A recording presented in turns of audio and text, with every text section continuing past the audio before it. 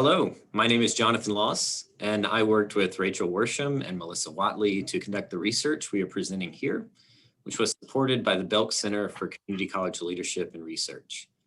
The title of our journal article is Opportunity for All, the Differential Impacts of North Carolina's Revised Comprehensive Articulation Agreement by Race and Ethnicity. All three of us have interest in the transfer student experience, from either the researcher, in the case of Rachel and Melissa, or the practitioner, in my case, perspective. Many states have created articulation agreements in hopes of reducing complexity and increasing efficiency in the transfer process. North Carolina's Comprehensive Articulation Agreement governs the transfer of students from the North Carolina Community College system to the University of North Carolina system. It was created in 1996 and then underwent significant revision in 2014. We set out to discover what the impacts of this revision have been on student degree completion, time to degree, and excess credits. As most state transfer policy is race blind, and CAA is no different, we sought to understand specifically whether those impacts have been experienced differently depending on the racial or ethnic group identity of the student.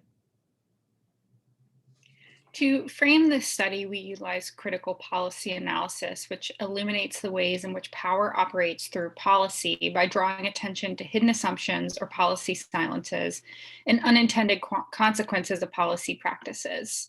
CPA focuses around 6 concerns that you see on our screen, and we use CPA specifically to conceptualize our research questions, make analytic choices like running our analytic models on each racial ethnic group separately, and finally to frame our discussion.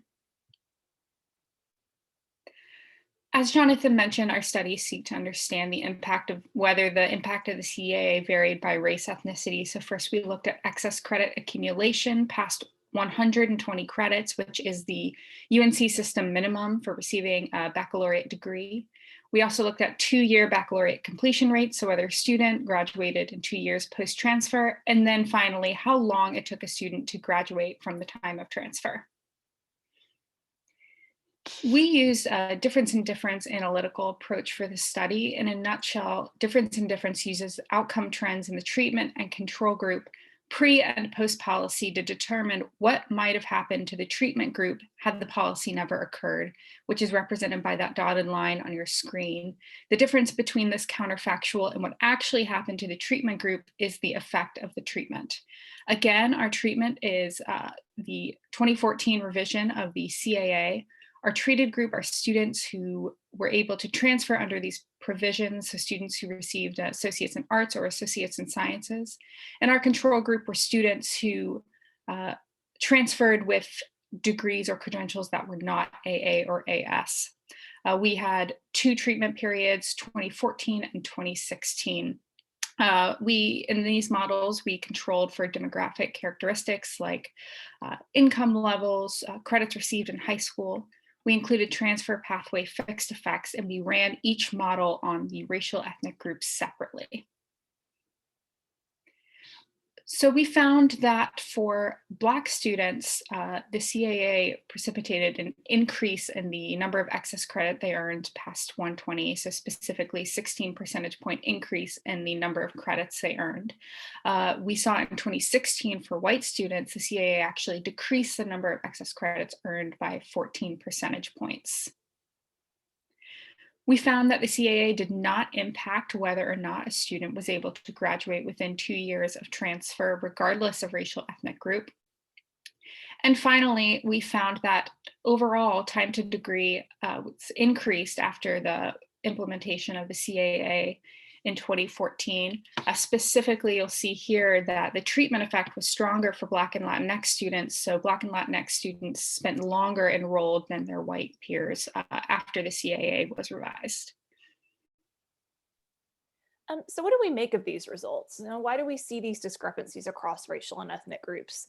Well, one of the hypotheses that we have is that to take full advantage of the articulation agreement, students really needed access to information. This is a really information-heavy policy like many other articulation agreements. So students needed, for example, access to those university published four-year degree plans. They need information about general education courses that are guaranteed to transfer.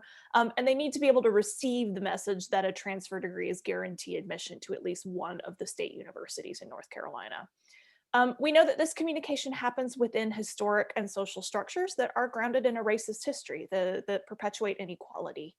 So for example, students access information through their high school counselors, through advisors at the community college, and we know that these individuals interact differently with students based on their racial and ethnic identity, based on the student's racial or ethnic identity.